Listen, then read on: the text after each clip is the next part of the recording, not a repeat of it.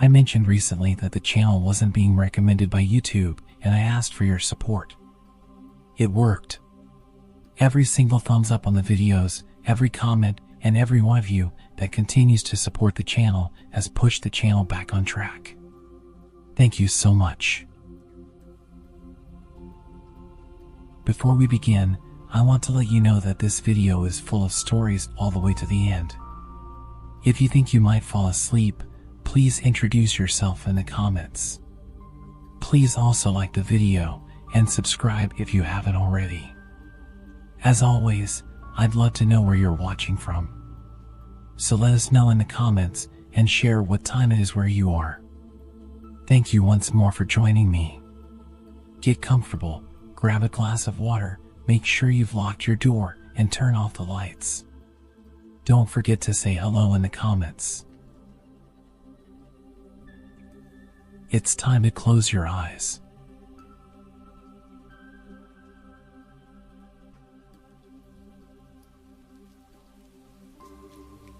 This happened just an hour ago, and I'm still on edge. I need to get this off my chest. I often hang out late with my buddy Mark, especially on weekends when his parents are away. Tonight, though, felt different from the start. We decided to explore the abandoned house at the edge of town. It's an old, supposedly haunted mansion that all the local kids dare each other to visit. It was around 9 p.m. when we started walking. The air was unusually cold for a summer night, and a thick fog was rolling in, dimming the streetlights to mere halos in the mist. The old path to the house was overgrown, but branches clawing our clothes as we pushed our way through. We were halfway there when I heard it, a faint whisper. It was so soft I thought I'd imagine it, but when I looked at Mark, his face was pale, and he'd stopped dead in his tracks. "Did you hear that?" he asked, his voice barely a whisper. I nodded, and we listened. There it was again, a whisper, but this time it called my name. Chills ran down my spine. We were alone, but it felt like someone, or something, was watching us. Trying to shake off the fear, we continued, with the mansion now looming ahead, its broken windows like dark eyes watching us. As we stepped onto the property, the air grew colder, and the whispers seemed to surround us. Mark wanted to turn back, but I convinced him to keep going. We were already there, after all. We entered through the back door. The inside of the house was worse than the outside, peeling wallpaper, dust all over the floor, and the air stale with the smell of decay. We used our phones as torches, the beams of light cutting through the darkness. As we explored the ground floor, every creak and echo made us jump. When we found the staircase, I hesitated, but curiosity pushed me forward. Upstairs, the atmosphere tightened, the whispers grew louder, and now I could almost make out sentences. Warnings. "Leave," they said. "Go back." Mark grabbed my arm. "We shouldn't be here," he said, but I pulled away, drawn to a room at the end of the hall. The door was slightly ajar.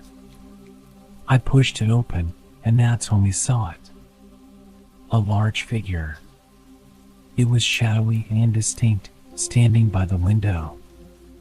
It turned towards us, and though it had no eyes, I felt it staring right into my soul. We didn't wait around to find out what it wanted.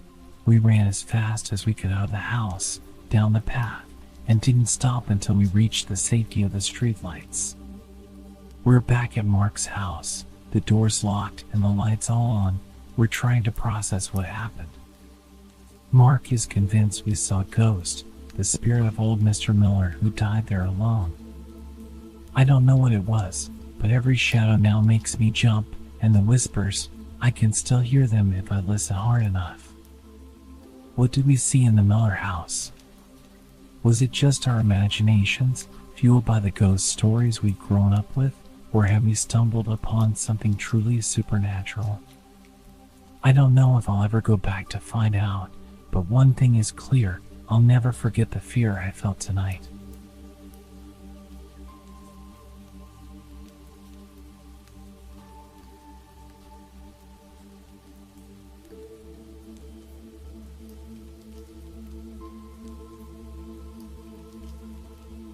It was around 11 p.m. last night when I realized I was out of a few kitchen staples, milk, eggs, and some bread. So, despite the late hour, I decided to make a quick trip to the supermarket nearby.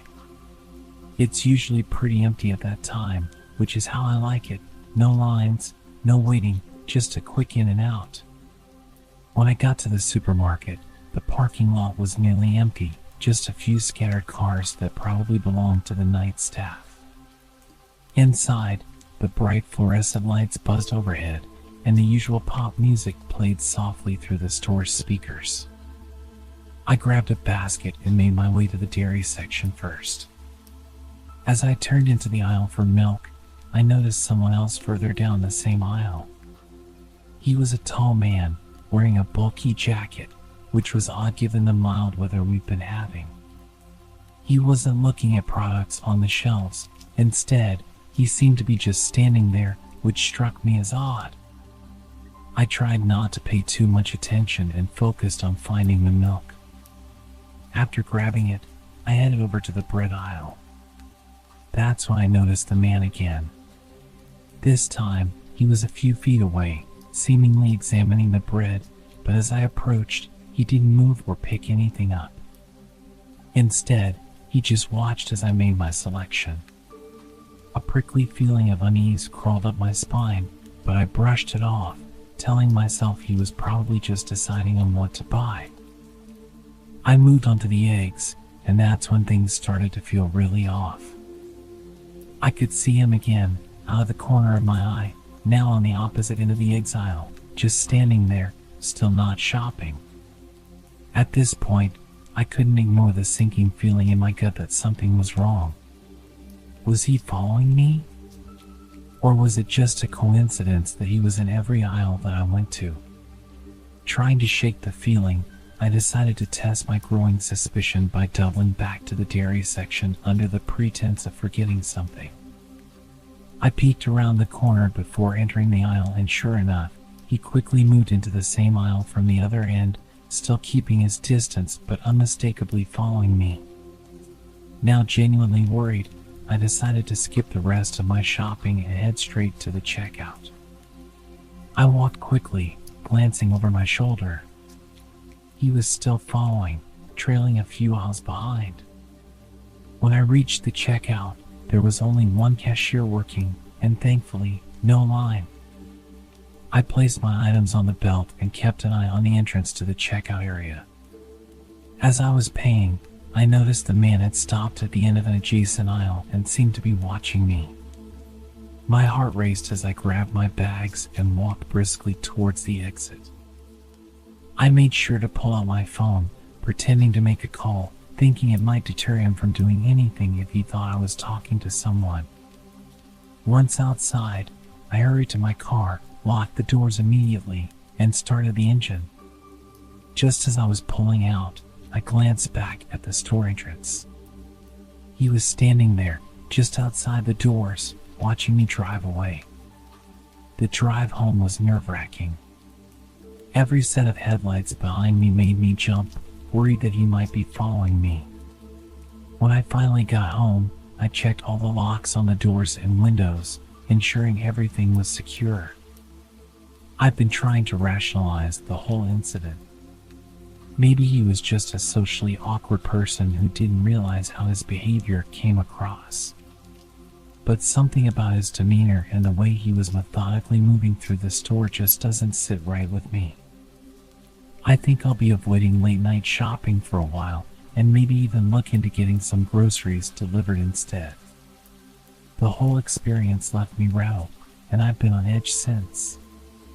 There's a part of me that hopes I'm just being paranoid, but another part that's deeply unsettled by last night's encounter. If nothing else, it's a stark reminder that you can never be too careful. It was such a weird experience, and even though I wasn't hurt or anything, I'm probably going to shop in the daytime from now on.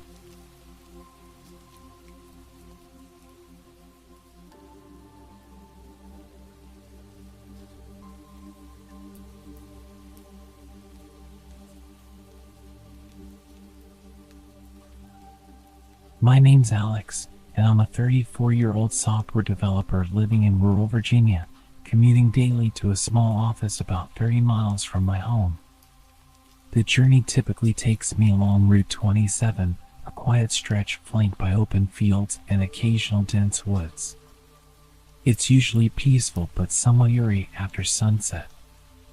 Yesterday evening's drive started like any other, but it took a turn that left me rattled. I've been replaying the events, trying to make sense of them. As I was driving home around 6:30 p.m., the sun had just dipped below the horizon, casting the last of its orange glow. That's when I spotted a woman standing by the side of the road. She was thumbing for a ride, looking remarkably put together with a neat appearance and a small backpack slung over one shoulder. Normally, I adhere to a strict no hitchhiker policy, but something about her prompted me to pull over. Perhaps the way she seemed more like a stranded commuter than a typical hitchhiker. She introduced herself as Sarah as soon as she got in. She said she was headed to the next town over and was meeting friends. She seemed friendly enough at first, making small talk about the weather and local news. However, I noticed she deftly avoided any personal questions about where she was coming from or her reasons for being out here alone. It was strange, but I initially chalked it up to her being private. About 10 minutes into the drive, Sarah pointed to a poorly maintained service road, suggesting it was a shortcut. Knowing the road well enough and its reputation for being less than safe, especially at night, I told her we were better off on the main route. That's when the atmosphere inside the car shifted palpably. Sarah insisted, growing increasingly urgent. Her insistence was alarming. Why was she so desperate to get us onto a darker, more secluded road? I felt a knot tighten in my stomach as her demeanor changed from friendly to frantic. Despite her protests, I kept driving, trying to keep the conversation light, but she wasn't having it. Her agitation escalated quickly from there. She started raising her voice, her words tinged with panic, saying things like, "You don't understand, we need to go back." It didn't make any sense, and it was starting to scare me. I decided I needed to get to a public place where there were other people around, so I headed for a gas station I knew was up ahead. As I pulled into the brightly lit road, Sarah suddenly snapped. She lunged for the steering wheel, trying to force us off the road. I struggled to maintain control of the car, my heart pounding as I managed to stop the vehicle safely in the gas station parking lot.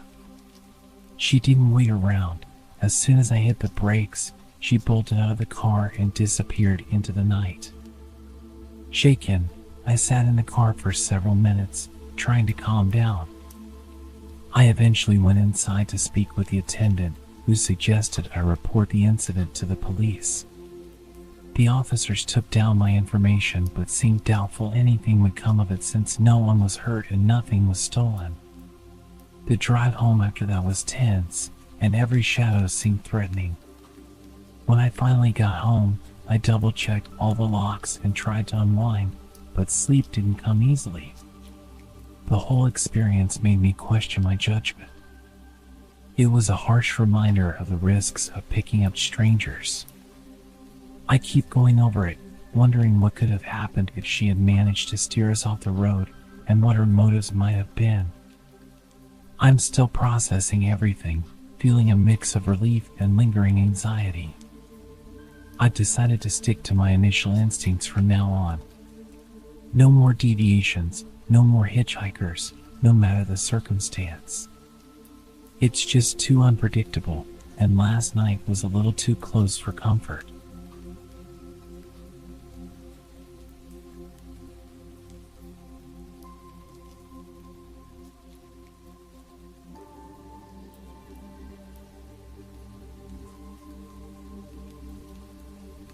My name is Emily, and I've been dealing with something pretty unsettling for the past few weeks. It started off as small, weird occurrences, but it's escalated, and I'm not sure what to do about it anymore.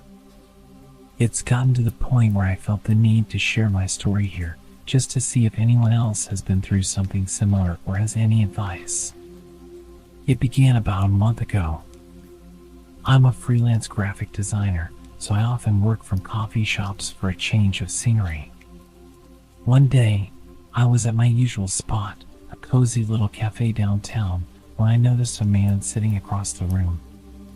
He was staring at me, not glancing or looking, but staring intensely. It made me uncomfortable, but I tried to brush it off as him just zoning out. People do that sometimes. However, the next day, I saw him again at a different coffee shop. This time, I was sure it wasn't a coincidence. He had that same intense gaze. I left shortly after arriving, feeling a cold prickle down my spine. Over the next few days, I started seeing him everywhere I went. Whether I was at the grocery store, the gym, or out with friends, he was always there, lurking a distance away. He was always wearing dark, nondescript clothing and a baseball cap, trying to blend in, but always watching me. I decided to confront him the next time I saw him, which was at the public library. I walked up to him and asked why he was following me. He just smirked and said, "You're very interesting." Then he walked away before I could respond. His reaction sent chills through me. It wasn't just a misunderstanding, he was deliberately following me. I started taking different routes and varying my routine, but he always seemed to find me. One evening, I was walking home from a friend's house and noticed him a block behind me. Panic surged through me, and I quickly ducked into a busy restaurant and called a cab home. When the cab arrived, I saw him standing across the street, just watching. That night, I couldn't sleep well at all. Every noise made me jump, thinking he might have found out where I lived. The next morning, I filed a report with the police.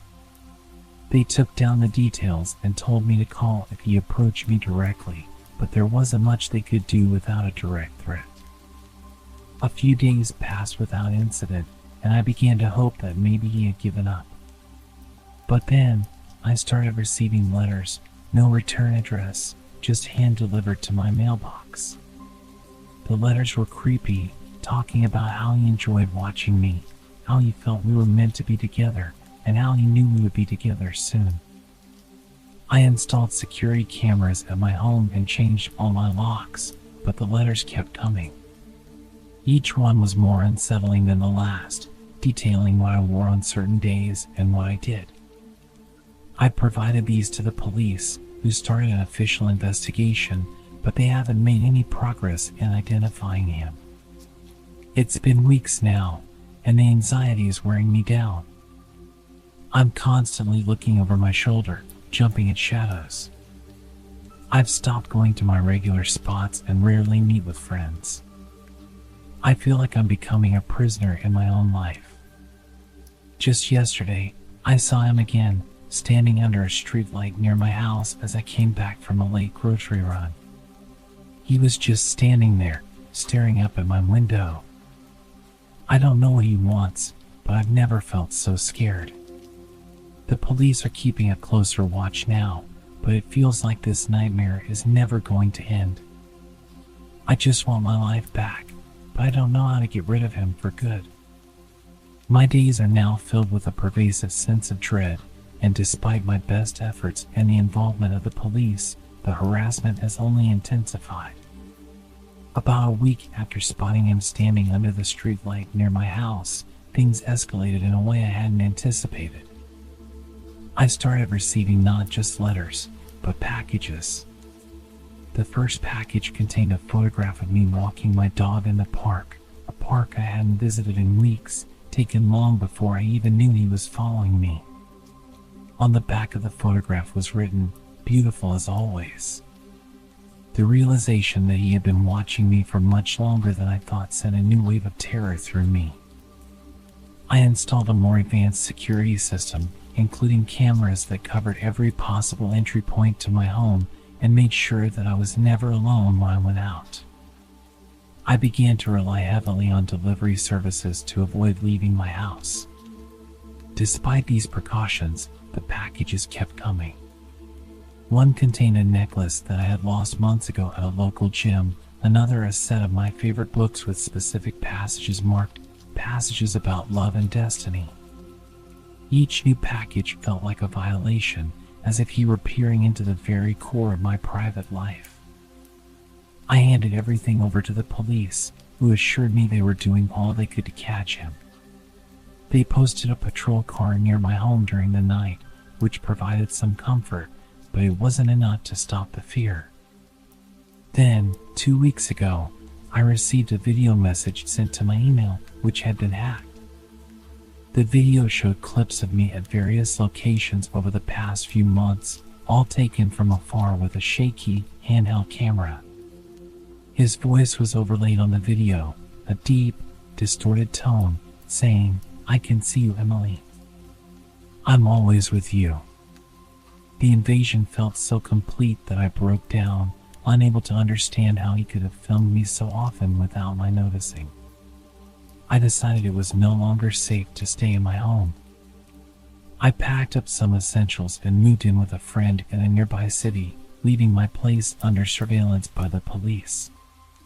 My friend's house is in a gated community with strict security, which made me feel a bit safer, but the change in scenery hasn't helped much with the anxiety. I'm jumpy at every sound, and I keep the curtains drawn at all times. Despite these precautions, yesterday, my friend received a delivery meant for me. Another package, but this time to her address, which I had told no one about. It contained an old t-shirt of mine, one I donated to charity a year ago. There was a note, "You can't hide from me." The realization that he had found me even here, in a place I thought would be safe, was paralyzing. The police are now considering this stalker a serious threat and have escalated their efforts, but so far, they have not been able to identify him. I'm considering hiring a private investigator, as I feel like I'm running out of options. The thought of living like this indefinitely is unbearable, and I am desperate for a resolution.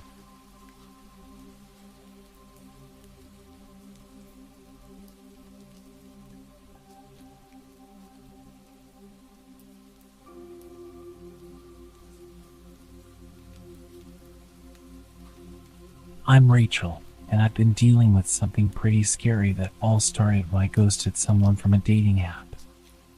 His name was Mike. At first, our chats were light and fun, but then he got intense real quick. He'd send long messages about how he felt we were meant to be and how he saw our future together. It was way too much for someone I hadn't even met, so I decided to stop responding and eventually blocked him. About a week after I blocked him, I was at my usual coffee spot, trying to get some work done. Out of the corner of my eye, I thought I saw someone who looked like Mike. I told myself it was just my imagination. After all, I had never met him in person, I only knew him from photos. But then, it happened again. I was shopping for groceries, and I saw someone from behind who looked just like him. I tried to dismiss it as coincidence. The town isn't that big, and it wouldn't be weird if we ran into each other occasionally. However, it started happening too often to ignore. I was at the gym, and I saw him again. This time, he was much closer, and there was no mistaking who it was. My stomach dropped. I had no idea how he would know I'd be there. I finished my workout early and left as soon as I could. The real shock came when I saw him outside my workplace. That was when I knew this wasn't random. He was following me everywhere. Each sighting made me more anxious. I couldn't understand how he found out where I would be. It was like he knew my schedule. After the incident near my work, I confronted him the next time I saw him at the coffee shop. I asked him outright if he was following me. He just smirked and said, "Isn't it funny how we keep running into each other?" It wasn't funny at all, it was creepy. I told him to stop following me or I would call the police. He just laughed and said, "See you around, Rachel." I reported him to the police after that. They took my statement but said they couldn't do much because he didn't break any laws. I started changing my routine, avoiding my usual places, and being more cautious about my privacy settings online. Despite all this, I still feel uneasy. I'm constantly looking over my shoulder, wondering if he's there. It's exhausting and scary. I'm trying to keep a record of everything for evidence in the future. It's been a wake-up call about how careful you need to be, even with seemingly harmless online interactions. My friend says that I'm partly to blame because I was leading him on, speaking to him for weeks and encouraging the deep conversations. But it's not my fault that I lost interest. Surely someone on a dating app shouldn't be surprised when I block them without explanation. It's not like we'd ever even met.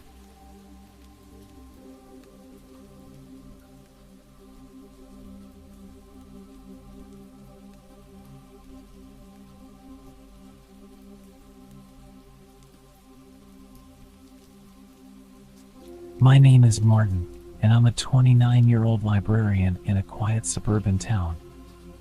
The tranquility of my daily environment made what happened over the past month all the more shocking and unsettling. I never imagined that my quiet life would be disrupted by a persistent stalker, especially not someone who initially seemed to be just another patron interested in literature. It started subtly enough with a new visitor to the library.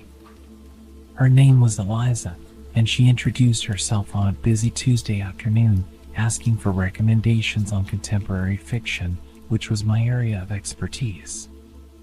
She was polite, enthusiastic about my suggestions, and seemingly just another lover of books. Over the next week, Eliza visited several times, and our interactions remained purely professional, centered around discussions of authors and book genres. However, things gradually started to change. Eliza began showing up at the library every day, timing her visits to when I started my shift. At first, I was flattered by her interest in my recommendations, but it soon became clear that her visits were not just about books. She started bringing me coffee, exactly how I liked it, without me ever having mentioned my preferences.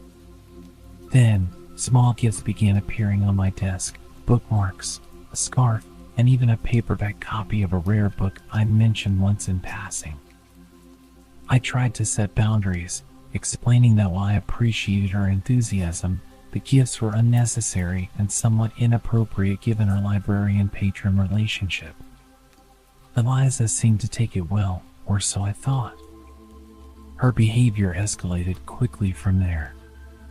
She started waiting for me in the parking lot after my shifts, offering to walk me to my car, which I politely declined. One evening, I noticed her following me as I went to a nearby cafe after work. When I confronted her, she just laughed it off, saying it was a coincidence since she liked the cafe as well. The situation took a darker turn when I started receiving emails from her late at night. The messages were long, detailing how much she thought we had in common and how she felt we were meant to be great friends, if not more. I was firm in my response, asking her to stop emailing me and to maintain a professional distance while at the library. This confrontation led to a brief period of calm, and I hoped that would be the end of it. But it wasn't. One night, I found a letter tucked under the windshield wiper of my car. It was from Eliza, expressing her hurt over my rejections and her conviction that we were destined to be together. This was followed by more letters, each more intense than the last. She began showing up at places I frequented, a local bar, the gym, even a friend's birthday party I mentioned in passing during one of our early conversations at the library. I've since reported the situation to the local police, who are keeping an eye on my workplace and home. I've also installed security cameras at my house. The stress and constant vigilance are taking a toll on me. I'm more cautious, more suspicious, and I feel like I'm losing the peaceful life I once loved. This ongoing situation has shattered my sense of security and privacy. I never expected that my job, providing people with knowledge and resources, could lead to such a personal invasion.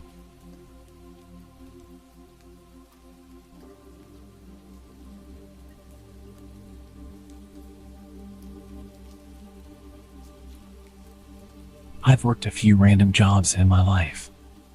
My first one was a summer job at 16 during summer break at a dairy farm. I absolutely hated it there, and it made it harder for me to find the motivation to even try finding work again when the time came. I don't really remember how I was first referred to the job, but the following summer, I ended up working as an office assistant for a self-employed photographer. My parents knew her because she used to be a member of their church, and my sister attended her 4-H program when she had it. By that time, her health had begun to take a hit, as she claimed it was a mixture of things from chronic Lyme to fibromyalgia. I had also been warned by my parents that she was a little off. She was very religious and claimed to have had real encounters with demons, even participated in some exorcisms. I'm an atheist and a skeptic, so I never took her stories seriously. Aside from the weird things she would tell me, she was mostly harmless, and working for her was not very hard. The job basically required me to do a lot of data entry, as well as help prep her photos with some minor editing. She would also make me add her company watermark before uploading them. They'd end up on a site where her customers could browse them and then pick which ones they wanted to order. She primarily photographed horse events, dressage, stadium and cross-country jumping, etc. And for the first several months my job was in her living room, which was basically my office space at the time. Eventually, I was talked into tagging along at shows where she trained me as a photographer, and soon I was shooting at the events along with her. It was boring work, I won't lie. I'm not a horse person. But things didn't get weird until a year later, when I learned the hard way it was not her that I needed to worry about. She had 2 sons. One who was out of state, the other who was in the Navy. The latter of the two, a guy called Nathan, I had only heard small things about. He was somewhere on the autism spectrum, but she was never clear on what exactly his diagnosis was. When he finally returned home and I met him for the first time while working in her living room, he seemed like a nice guy. A little odd, but not concerning. He was obsessed with movies, and being a bit of a movie buff myself, whenever he would venture to the living room to strike up a conversation, it would almost always be about whatever movies we were into or were excited to watch. I should point out here that I was 18 and he was in his mid-30s. At some point, he got it in his head that I was interested in him, though he never said anything directly to me. I had to find out about it from my parents. My mom worked as the secretary at the church, and Nathan somehow found out. I can only guess my boss had told him. One afternoon, Nathan showed up at my mom's desk and started gushing about his feelings. He talked about how much fun I was, how he loved talking to me, how he was planning to take me to the movies and take me to his church, and all these other plans he had for me. My mom was beyond uncomfortable, as was the pastor who happened to overhear it. And when I got home that night, she told me what had happened and suggested I make sure not to lead him on. I was completely baffled because I hadn't done anything. We'd never even discussed the possibility of doing anything together. I got even more uncomfortable around him over the next few weeks. I made an effort to acknowledge him less when he was around and keep the conversation short while stressing I had to do work. Eventually, he got his own place and moved out of his parents' house, so I figured the problem had solved itself. A couple years later, I had moved out, my boss's company had closed, and I was working somewhere else. I was friends with both my boss and Nathan on Facebook, and around that time I was finally coming out as an atheist, something I couldn't do while I was still living at home. One night, my old boss messaged me, asking about a ring I had on my finger. It was a black ring with a white solid star in the middle of a black circle. Already knowing where she was going with this, I told her it was just a ring. She started accusing me of wearing a pentagram because she didn't know what a pentacle was and that I was promoting Satan. I tried several times to explain to her that not only was it not that symbol, but that also paganism has nothing to do with the devil anyways, but she refused to listen, so I just ignored her. It was typical behavior of her and not worth the argument. The next morning, I had a message from Nathan telling me I needed to come to his church with him. I told him no, and the messages I received back gradually grew angrier and angrier. He went from asking to demanding I go with him. He told me I was lost and that I would not find the answers I needed by living the life I was. Eventually, he outright said he thought the fact that I was wearing a pentagram was disgusting and that I was opening myself up for possession. Knowing there would be even less of a point in arguing with him than there was with his mother, I went ahead and blocked both of them, deciding I was done with it all. Then he started showing up at my workplace. He would always search through the store until he found me, and then once he did, he would corner me and not stop talking to me no matter how many times I tried to dodge him or tell him I needed to get back to work. Eventually, the managers caught on and started intercepting him whenever he showed up. I wasn't making enough to pay the rent with that job, so I had to take up a second one. Within a week of working my second job, which was in a different town, he started showing up there. This time I told the managers who he was, and after that, every time he showed up, I was allowed to hide in the back room behind a locked door while they sped his order along and got him out. One of those many encounters, while I was hiding in the back, one of the managers was back there with me, inputting employee time punches into the computer when the both of us heard Nathan shout in our direction. "I know you remember me." That was the last straw for them, and they told him his business was no longer welcome there. He stopped showing up at my other job as well for a while. Fast forward to a few years later, I was getting used to not having to look over my shoulder every shift or check the parking lot for his truck. Then one day, he reappeared.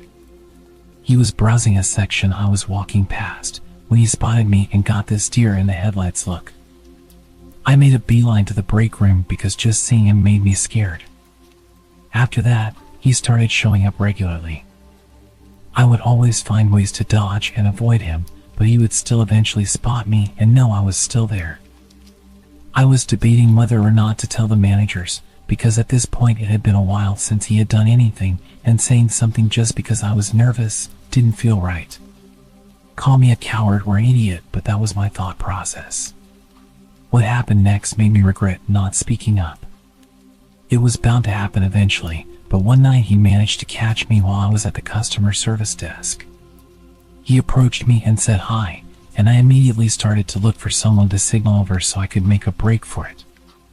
But before I could say a word, he said something that made me feel sick. "How's your little girl doing?"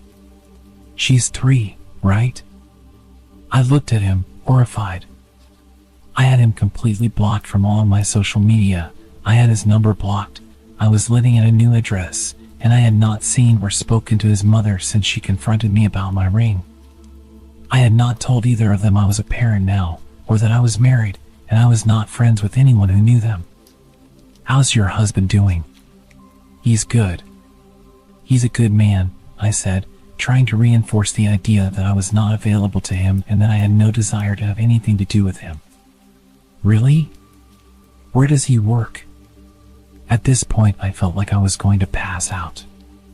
Thankfully, another employee approached, and I got the hell out of there. As I was leaving, he called up behind me. "I'll see you again. We'll talk. We'll go out and do something together." "We will."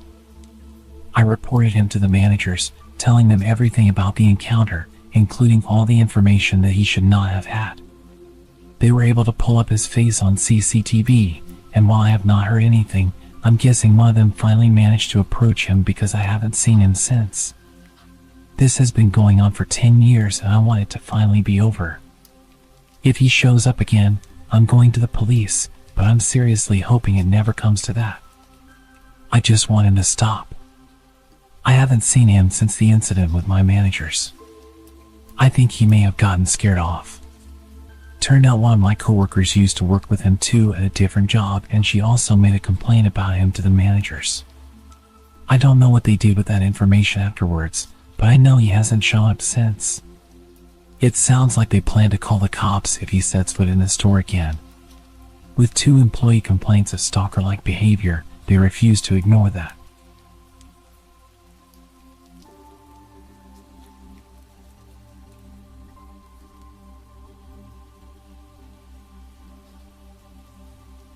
In 2002, I was 14 years old, starting freshman year. I was an awkward, nerdy girl that didn't know how to handle attention from boys, so you could say I made things worse for my situation. I had a knack for making friends with the weird people no one liked, but I tried to be friendly with everyone I met, so it wasn't a big deal to me. Unfortunately, that was also my downfall. Clubs were a big deal, and they actually had an anime club, so of course I was all about that. First club meeting, I sat next to a couple of friends and soaked it all up. I thought I was finally with my people. Then here comes Stalker Kid. I'd use his real name, but to this day I have no clue what it is. He sat in front of me, and being that person, I said hi.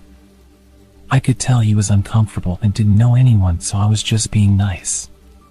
And boy, did this guy cling to me for that one word. At first, he would just find me during lunch and just stand there mumbling things to me.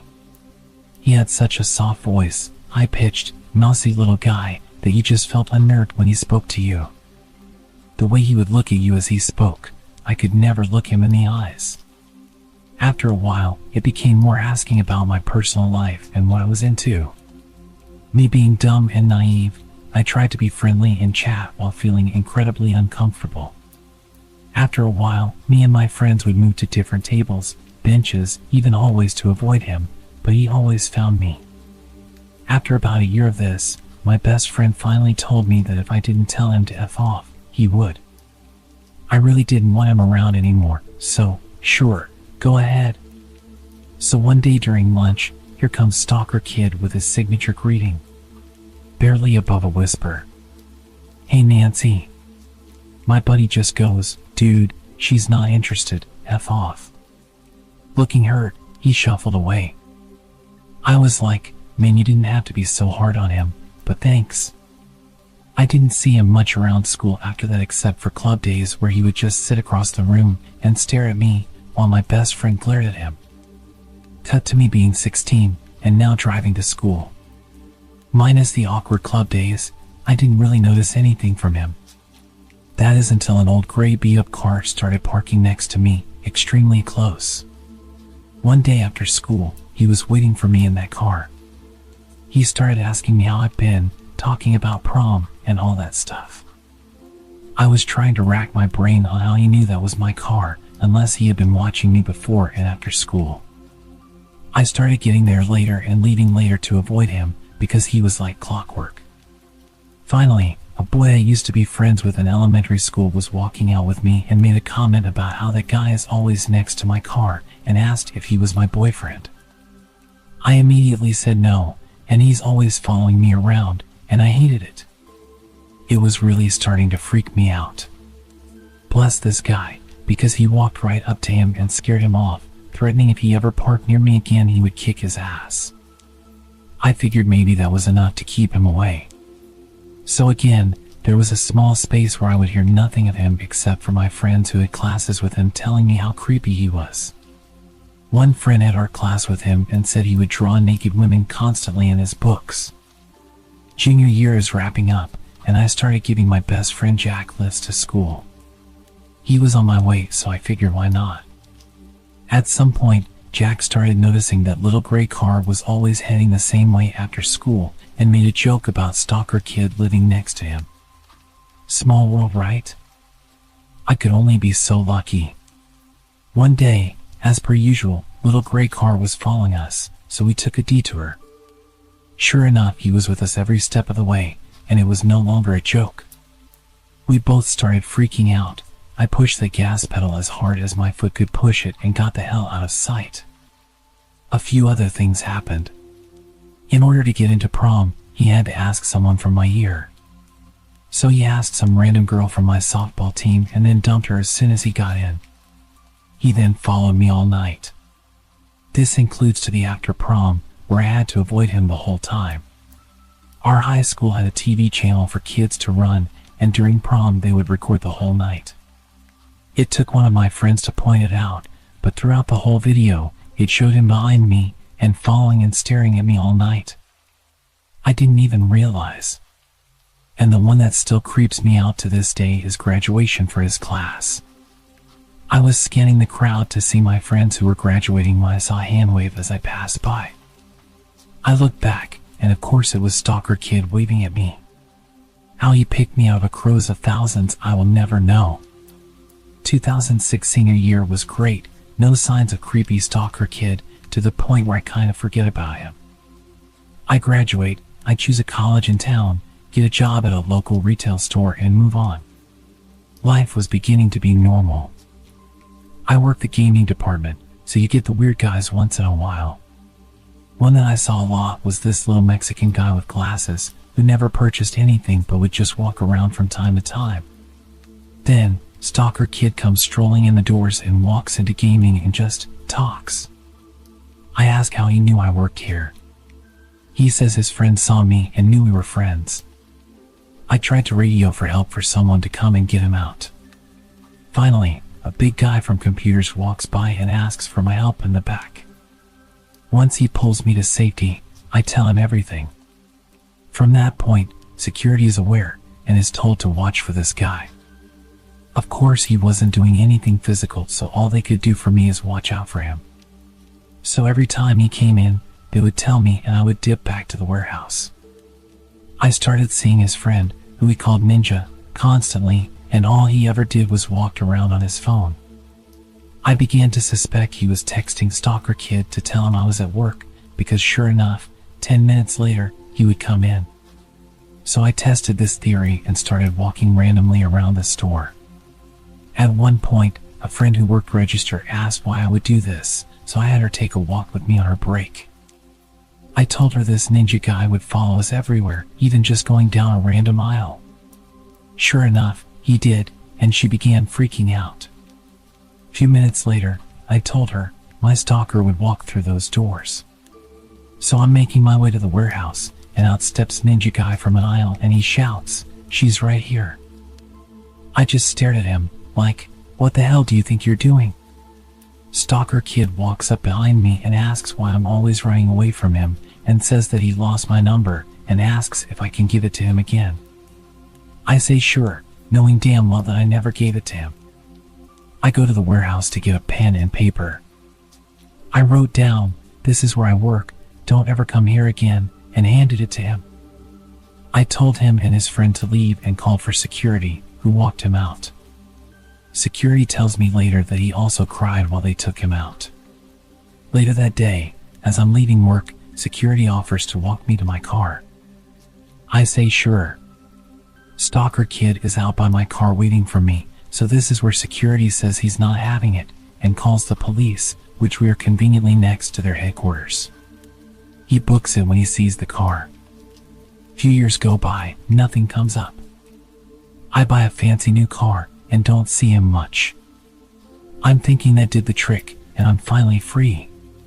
2012, my buddies and I are leaving work, ready to hit the night at the bar, per usual. We are all walking out the door, where we all have to stand and wait to hear the alarm sound to verify it's armed. As we are walking out, I hear it. That awful sound. "Hey Nancy." I cringe, grab my friend's arm and turn. There he is leaning on his car, waiting. My friend recognizes him and asks what he wants.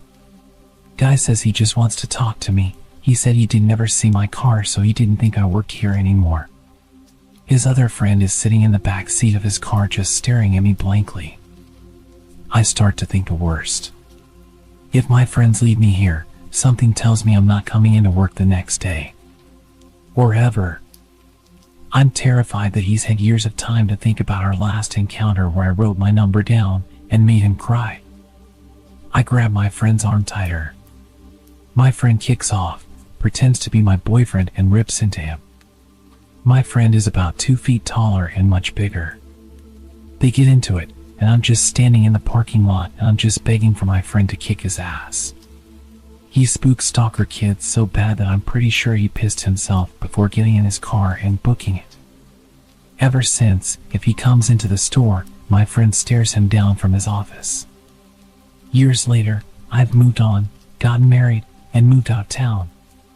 Recently we've moved back to start a business, and to this day, I still feel myself looking behind me at stores on the off chance that I randomly bump into him. He caused me to have anxiety, mental and emotional pain, fear and trust issues for a decade. Even after moving on, I still feel the effects today. And I never even knew his name.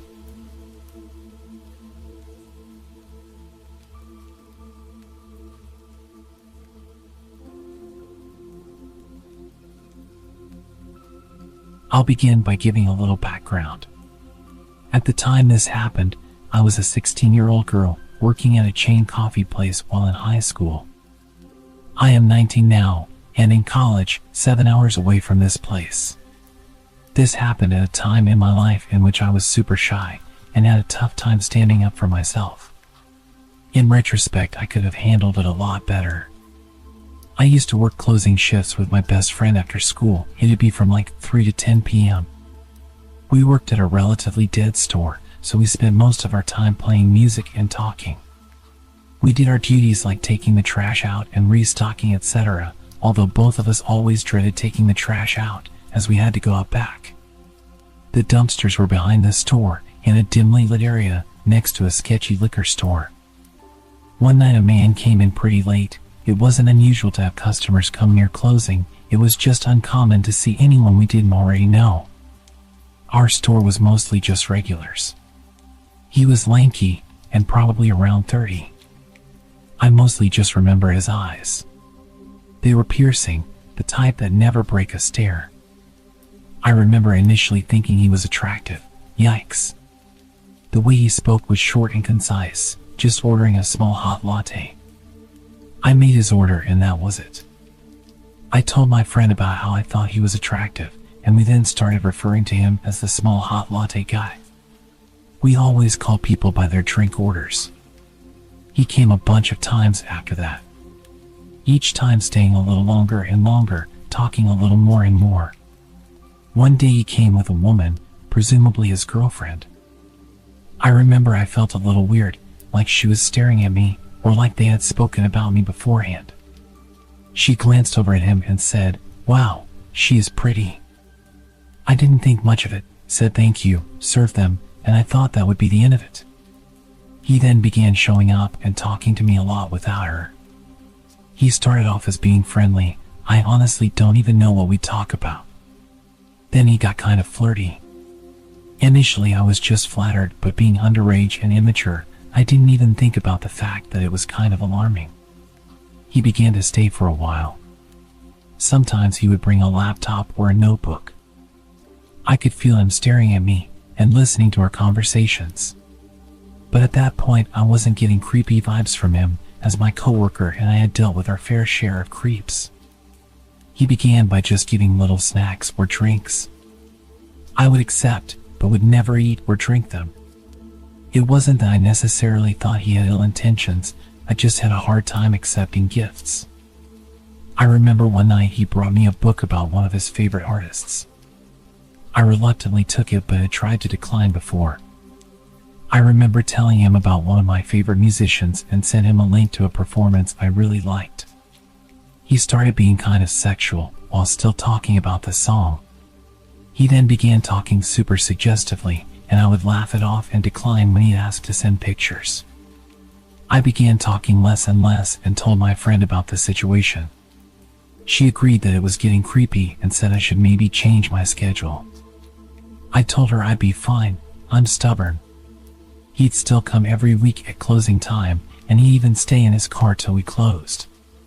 Meaning he'd watch me go to the back to take the trash out. It It was time to take out the trash and lock up, so we got ourselves together. I was opening the door while juggling like 3 bags of trash and saw something on the ground. I was confused at first, but then realized what I saw. It was flowers and a note. I felt sick to my stomach and looked around the parking lot. I didn't see his car. I threw them away immediately and told my friend I didn't want to read the note. She read it and told me I had to. It was something to the effect of, "I've never felt so connected to someone. You're breaking my heart. Please don't do this. I'm sorry." Looking back, I honestly didn't lead him on, but initially I felt as if I was in the wrong. Nonetheless, we turned the corner to take the trash out and both prayed the parking lot was empty. It was not. Let's just say the trash was not going to get taken out that night. I continued working there and still worked there on my breaks from college. I had different hours after that. Nothing happened for some time until one day he appeared again, just before I was supposed to leave for college. It was around 3 p.m. It was busy. He came in, stared at me, and then he left. That was the last time I saw him. Looking back, I was so naive and could have handled the situation so much better. I am forever thankful to my friend. She really supported me that whole time.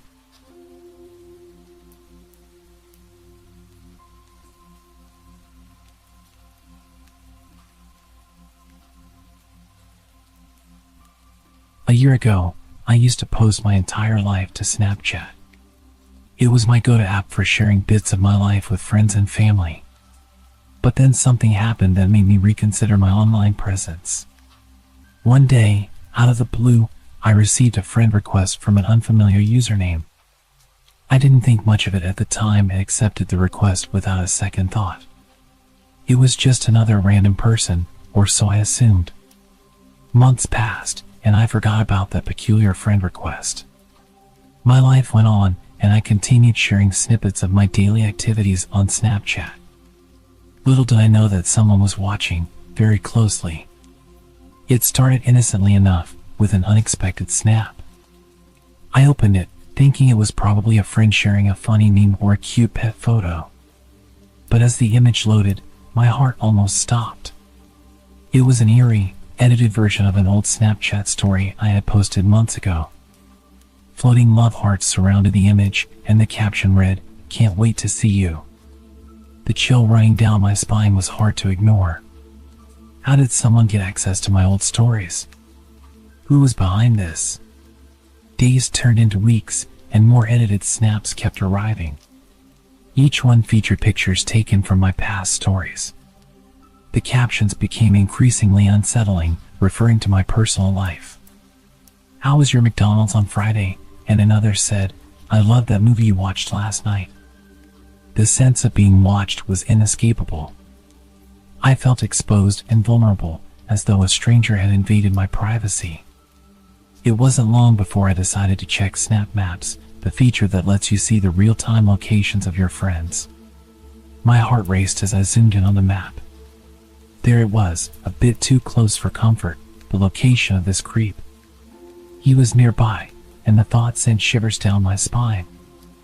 I couldn't shake the feeling that this was no ordinary prank or trolling. It felt personal, like someone was playing mind games with me. Fear gripped me as I realized the mysterious friend was getting closer to my location. I knew I had to act fast. I began taking screenshots of the disturbing snaps for evidence. Then, I contacted the local authorities and reported the unsettling situation.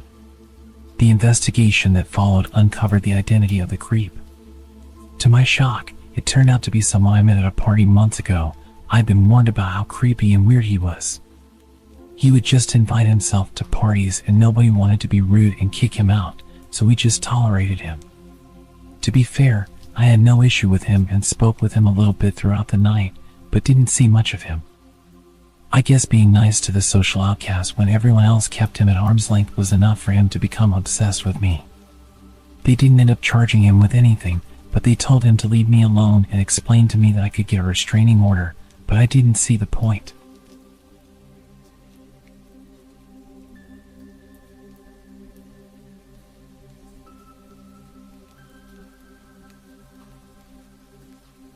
This happened a couple of months ago, December of last year. I started working a new job in the mall and had to work for most of Boxing Day.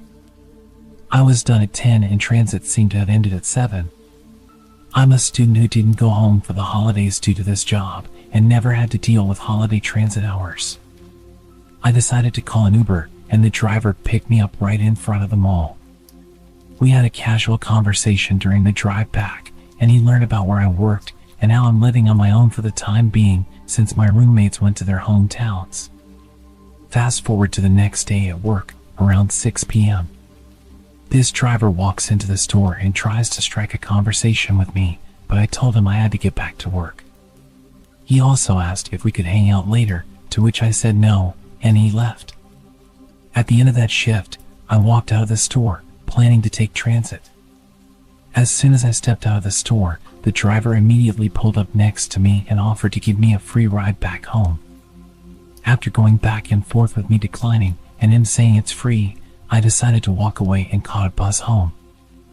I was pretty overwhelmed by the fact that he showed up to my workplace and waited 3 hours until I was done with work to offer me a ride home.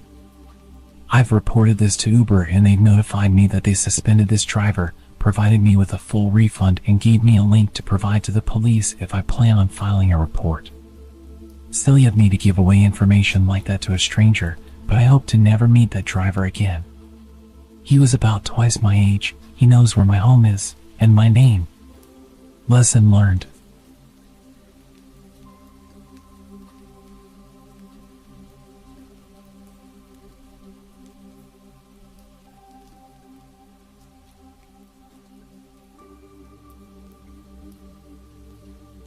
This happened about 20 years ago, and I don't think I will ever forget it. Back in those days, I was an apprentice hairdresser for one of the top 5 ranked stylists in Japan.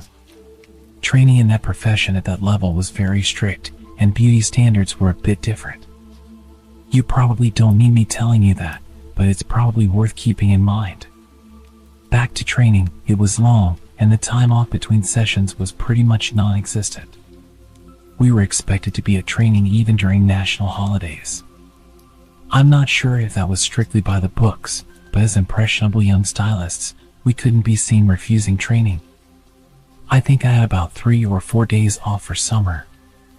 I took them all at once, and a lot of my friends and coworkers used that time to head back to their hometowns and see families. Since I lived really close to where I was studying, I didn't want to use my time off just hanging around at home. I could do that anytime. So, I accepted an offer from one of my seniors to visit his hometown.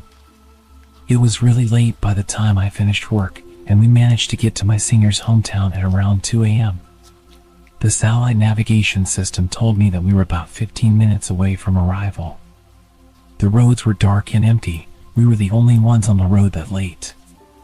He lived in the middle of nowhere, so that could have been a reason. I remember seeing empty fields on either side of the road. I kind of regretted coming already. I mean, what the hell were we going to do here? He should have probably mentioned that he lived in the rural countryside. I just watched the road and tried to stay awake. I should say that I was driving. I felt like driving since I didn't get to drive much. I might have changed my mind if I had known it was going to be that far to get to his family home. Then suddenly, something appeared out of the darkness in front of the car. A woman with no clothes came running down the opposite lane of the road towards us. I slammed on the brakes because I thought that I just witnessed the paranormal. She ran past us. I looked in the rearview mirror to see a woman between the ages of about 18 to 20 years old. She kept running, then she turned around and ran towards our car. I looked at my friend, and he had a look of disbelief on his face, and I guessed that I didn't have that much of a different look. I think the reality of the situation was we both didn't know what to do. I said to him, "Is that a ghost?" "I don't know. Shall we just keep going?" he replied. We slowly pulled away. I was very skeptical because I thought she looked so real.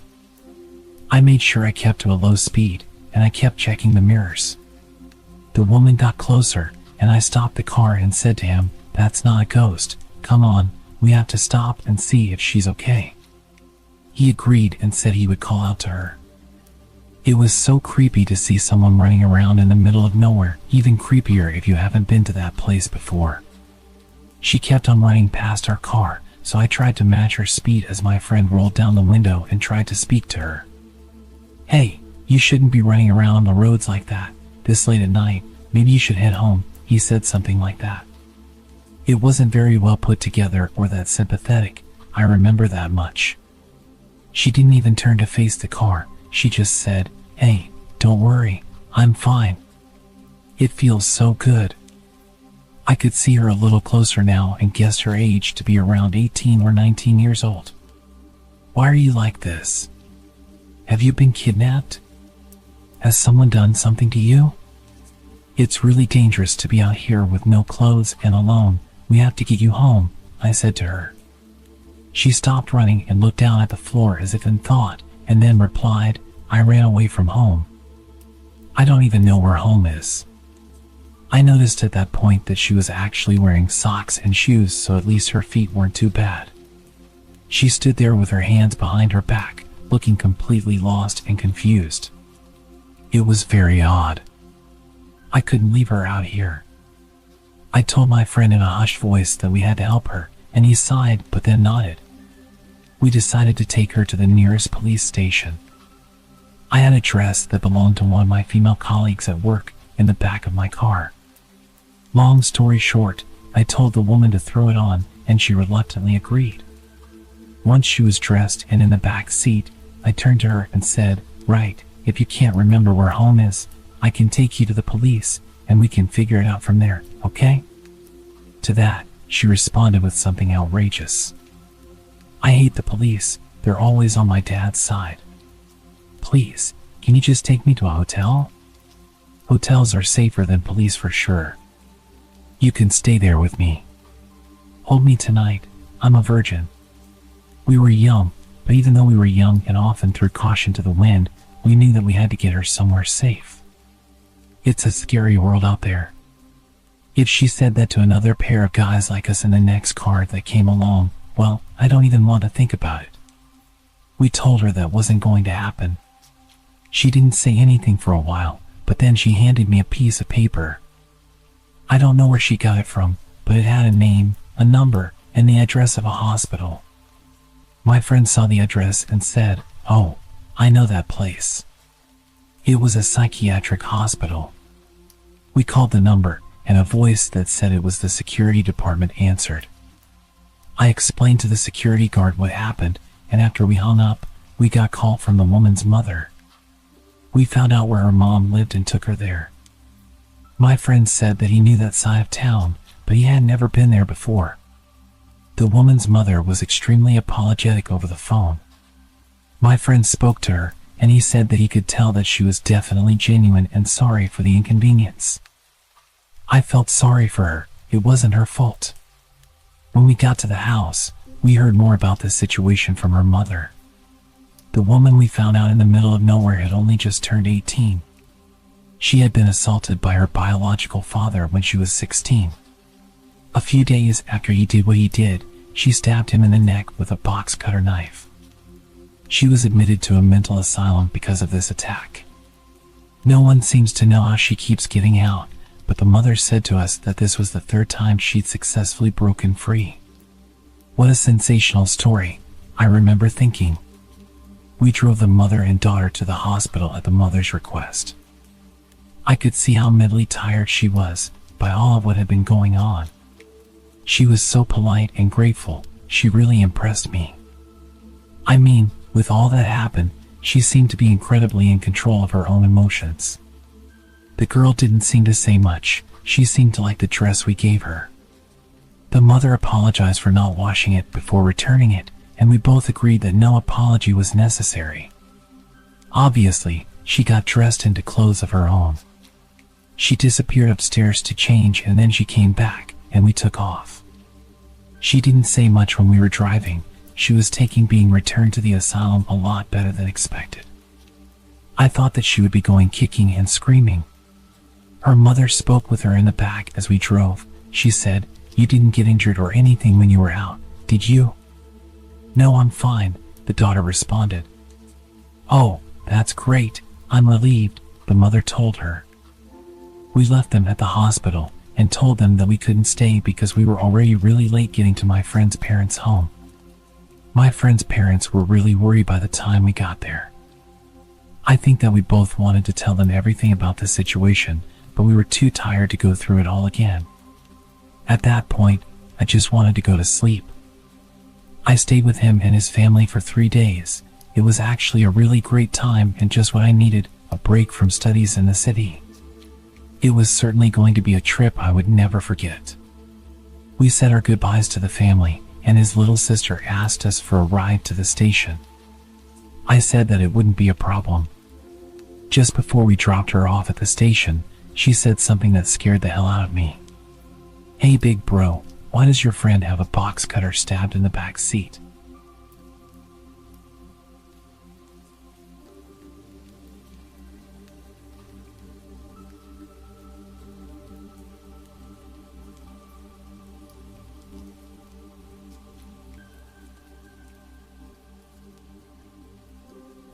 So, a quick backstory. I used to live in a very small town, predominantly safe for kids, with only some drug issues. My house was located in a small upscale part of the town. Most people who lived there were families. A small pond with lots of greenery in the neighborhood was about a 5-minute walk from my house. To get to the pond, you had to go down a grass hill. Neighborhood kids, including myself, would always go down to the pond for hours to catch frogs, skip rocks, and enjoy nature. Now, onto the story. On this particular day, it was raining and pretty cold, so there were no other kids at the pond. My best friend, her brother, who was 1 year older than us, and myself, decided to head down to the pond for a bit. After about half an hour, we saw a minivan pull up at the top of the hill. We thought nothing of it, assuming it was probably someone stopping at the neighborhood mailbox. A man, probably in his 60s, got out. In our small town, everyone knew everyone, or at least recognized each other. I found it strange that I had never seen this man before in town or the neighborhood. He just stared at the three of us for what seemed like forever. Suddenly, he yelled at us, saying, "It's not safe down there, you kids better come up here." My best friend and her brother looked terrified, and I had this gut feeling that something wasn't right. We didn't respond, but he kept repeating that phrase. "It's not safe down there. You kids better come up here." Our fight or flight reaction kicked in, and we all sprinted up the other side of the hill, just a few meters away from him and the minivan. As soon as he saw us running, he got into his minivan and started driving slowly behind us, literally following us until we reached my house. Fortunately, my garage door was open, and my parents' cars were parked inside. We hid behind one of my parents' cars and watched as he pulled to the side of my house and parked. My parents were inside, unaware of what was happening. He stayed parked in front of my house for a couple of minutes until my dad came outside to take out the trash and saw the three of us hiding. I guess the man saw my dad and drove away, but as soon as he left, we told my parents everything. Even now, 12 years later, my parents still think we were being overdramatic and that the man was genuinely concerned for our safety because of the weather. Nonetheless, we weren't allowed to go back to the pond anymore. I understand why they think this. The three of us tended to exaggerate things and be dramatic. However, I knew from the strange feeling I had when I first saw him at the top of the hill that something was off. To this day, I still believe he was planning something, but maybe it was just my childish imagination.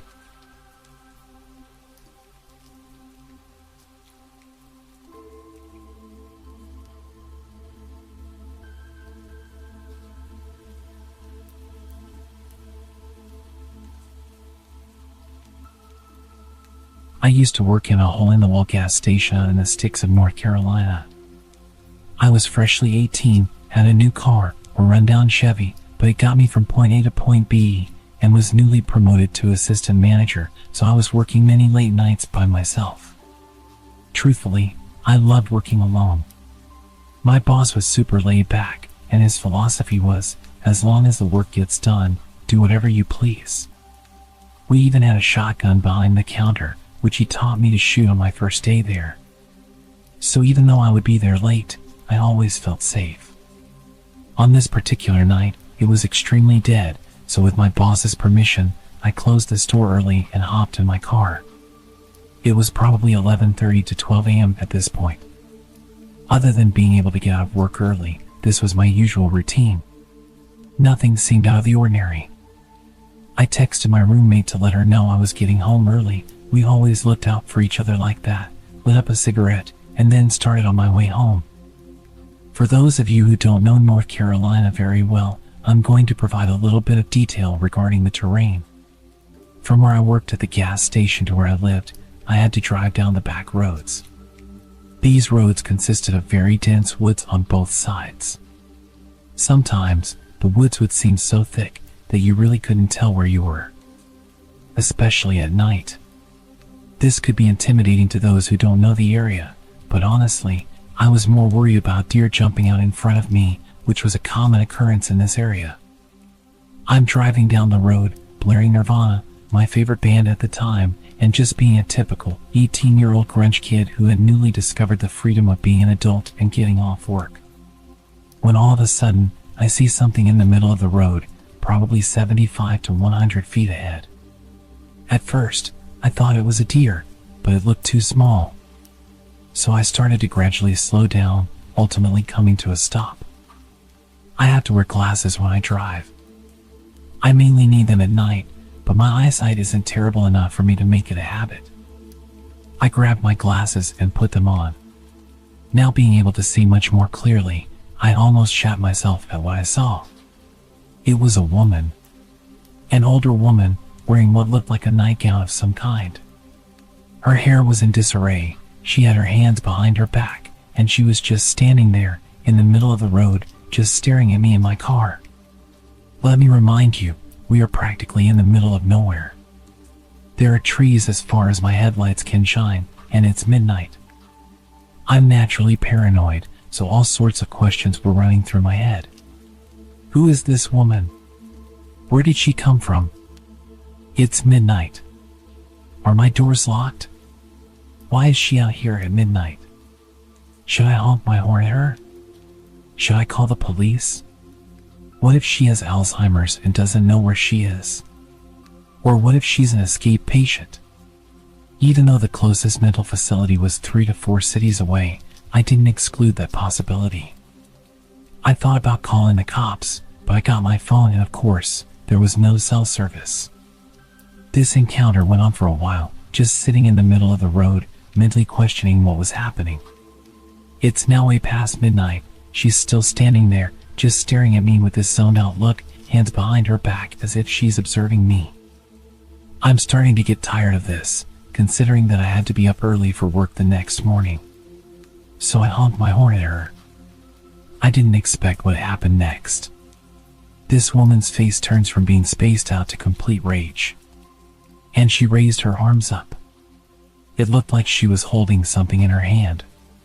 She lets out this horrid animalistic scream and charges at my car. As she ran closer, I realized she was holding something sharp.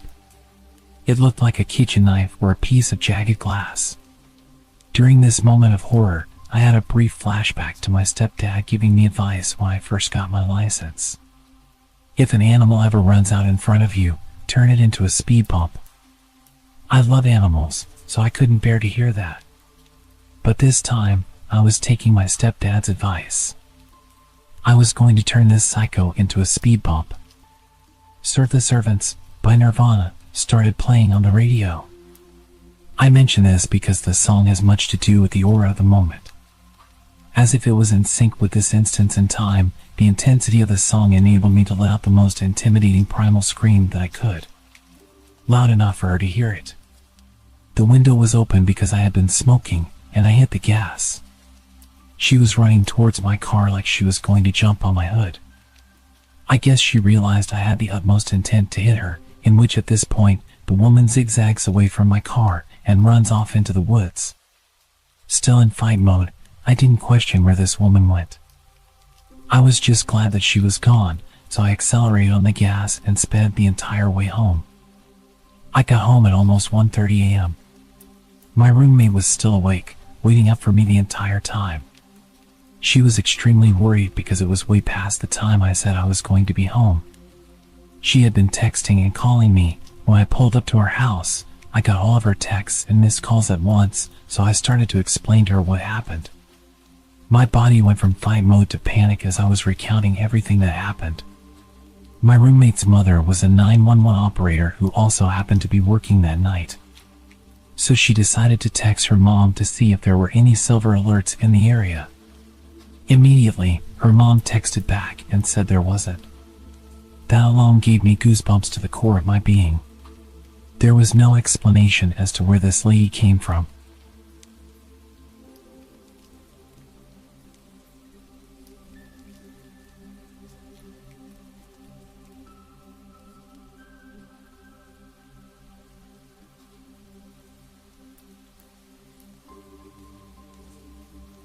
I used to work in a residential care facility, and for a number of years, I worked with a woman named Kajiri. She was generally okay to work with, but she could be intense. The sort of joking flirtation that often found its way into high-pressure environments was common throughout the whole team, but when she directed it at me, it didn't seem so jokey. It took me forever to realize, because I usually didn't notice someone flirting with me until someone else pointed it out 6 months later. But when she started trying to give me jewelry and chocolate bouquets, I finally started to pick up on it. In between things being normal and actually maybe not really normal, there was a long escalation of text messages, comments that made me uncomfortable, personal space violations, dropping by my house uninvited, hanging around on my shift hours after hers had finished, unwanted touching, etc. As mentioned, I could be slow to catch on. Once I realized what was happening, I put as much distance between us as possible. I stopped answering calls and texts, locked down social media, spoke to other colleagues and had them running interference. A lot of interference, actually. At the time, it kind of became a joke, but looking back, it was all kinds of messed up. She even parked outside my house sometimes, and I'd sit in the back room with the light off so she'd think I wasn't home. After a couple of months of my disappearing woman act, she seemed to get the hint and backed right off. I was pleased. We all got on with our lives and lived happily ever after. Yeah, not quite. A few months after it died down, I heard through the grapevine that Kajiri seemed to have focused her attentions on another coworker, Linda. Linda and I had a close mutual friend, but didn't know each other well. I didn't think much other than good luck, you poor sucker. A few months later again, and I got a call out of the blue from a mutual friend. Without preamble, he asked, "Were you dating Kajiri?" No, I don't swing that way. I was shocked. He had been privy to all the awkward details of my experience with Kajiri and had helped run interference. He explained that he had been talking to Linda, and she'd asked about my relationship with Kajiri. The story that followed still sounds too fantastical to have actually happened in an actual sensible grown-up workplace. Kajiri had been catfishing her own best friend Amanda, posing as Linda. In a string of emails, fake Linda and Amanda had discussed Kajiri's drug problem, her abusive and dangerous ex, none other than yours truly. There was a story about fake Linda coming out to her family after her brother caught her in bed with Kajiri, and more. The jig was up when Linda got a second job, coincidentally with Amanda's husband, who mentioned how great it was to finally meet Kajiri's girlfriend. Which was a complete shock to Linda when she learned about herself, that she was no longer a straight woman and had a girlfriend. So essentially, Kajiri moved on from me, found a new target, started emailing Amanda from a fake account, pretending to be Linda. She told all these stories about being with Kajiri, about how I was an abusive ex, and how Linda was caught by her family being with a woman and all the drama that it caused. She made up a bunch of insane stories to justify her creepy obsessive fantasies and was telling them to Amanda and other people from a fake email to make it sound like the stories were from the fake girlfriend and Kajiri couldn't be accused of making it up. Here's some highlights of the stories Kajiri had been telling to Linda, her friends, and other coworkers I wasn't close to. She picked her audience very carefully. That Linda and I had physically fought at work over Kajiri. that I had an orgy in the staff office on a night shift with Kajiri and 2 male coworkers. That Kajiri and I had broken up after I cheated on her with another male coworker, not one of the orgy ones. I was really getting around apparently. That I would drug her against her will. That we had planned to have children using a sperm donor, but that I couldn't decide who would have the baby. This woman had been living out a full-on soap opera and using her coworkers and friends as characters. Linda and I reported her to management, and she was immediately suspended, pending investigation. She quit 2 days later. Unfortunately, HR decided they needed to continue their investigation of the allegation that I had an orgy at work, because that was totally plausible and not at all made up by a crazy woman. They put me through hell investigating this imaginary story about me and 2 men and another woman, even though the only men in our department are twice my age and happily married. It made me never want to trust HR again. I left that job a month later myself, and when I interviewed for my current job, she had interviewed half an hour before me, and they were looking to hire 2 people. She didn't get the job, but there have been 2 other openings since, and she applied for both of them. I'm terrified of meeting her again. It turned out she has a history of inpatient psych treatment for delusional behavior and was known to be obsessive about people she took a liking to. According to Facebook, her current girlfriend has a similar first name as me and shares more than a few physical similarities. She still knows where I live. So I'm pretty sure that the current situation is that she's still telling people that I'm her girlfriend, all while she's desperately applying for any job she can get at my new workplace.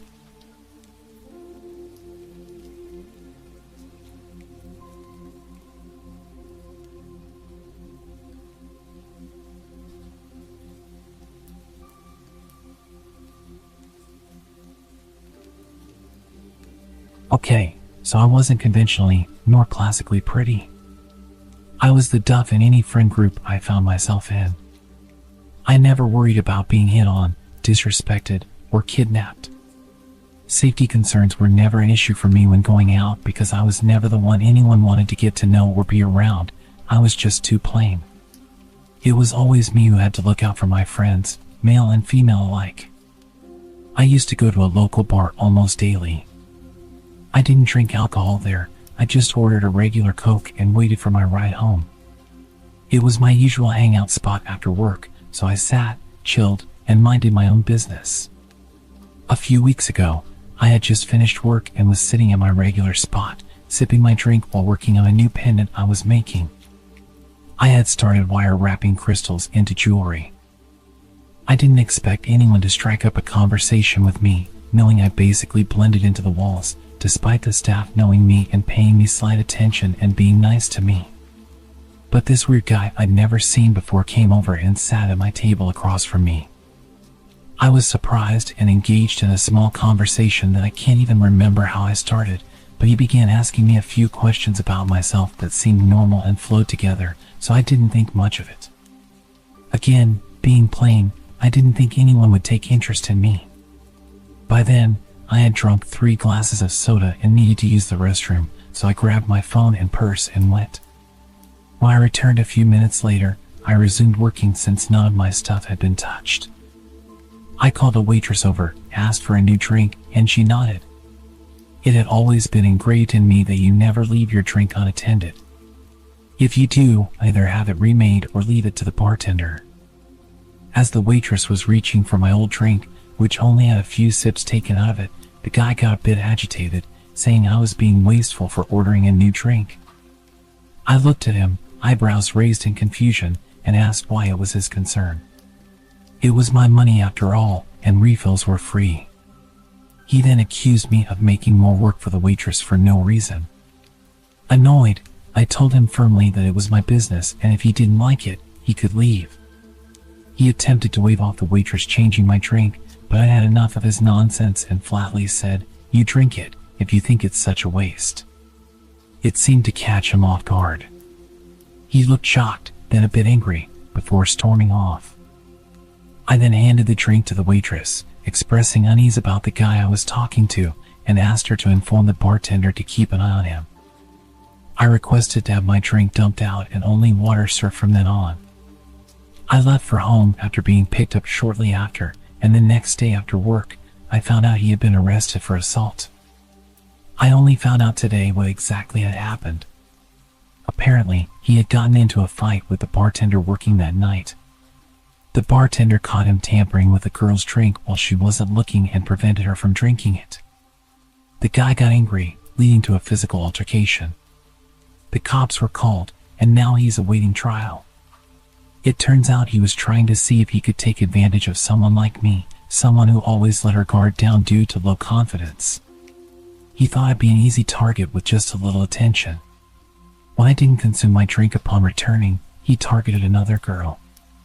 If he truly was targeting me, I had to question his sanity and sobriety.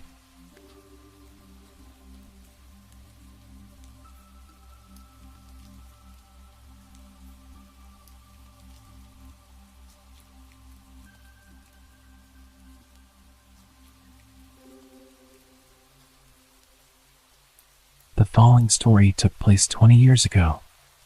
The dialogue is paraphrased but accurately conveys what happened.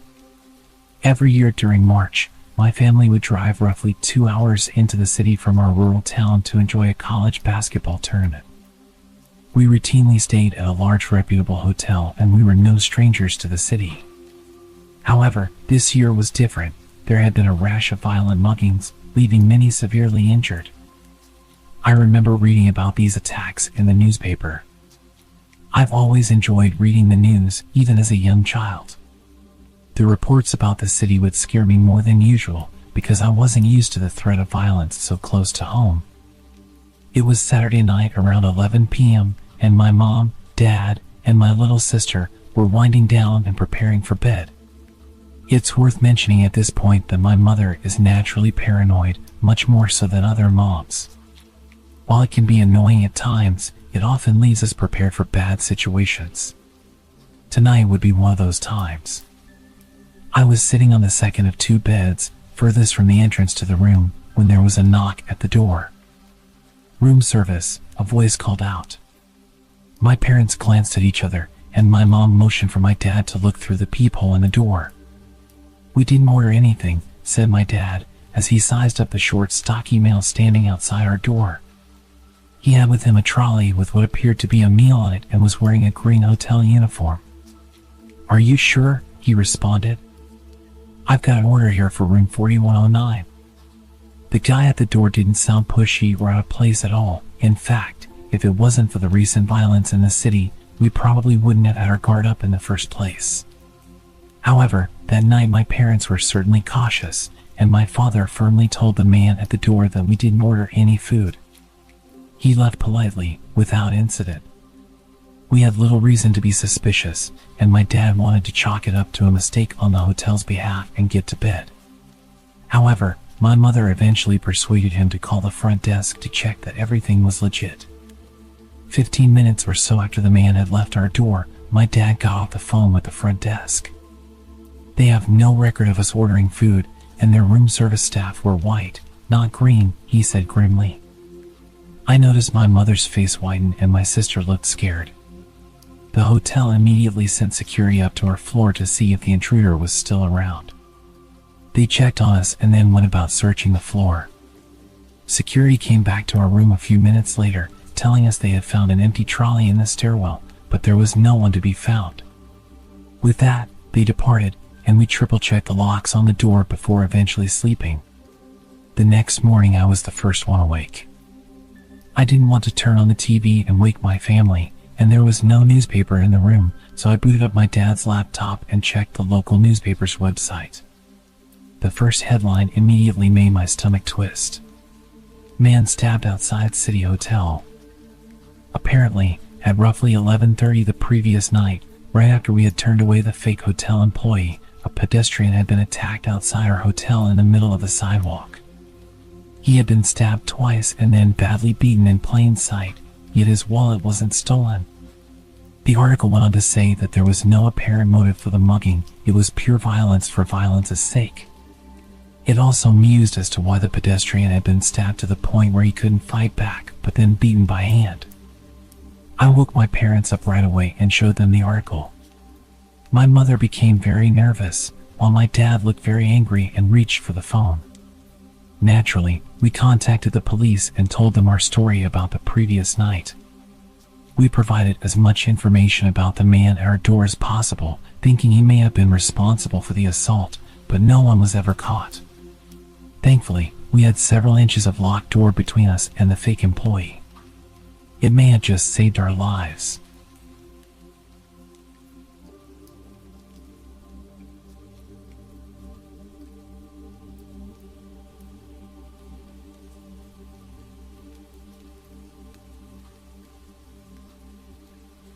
This happened to me during the summer of 2017.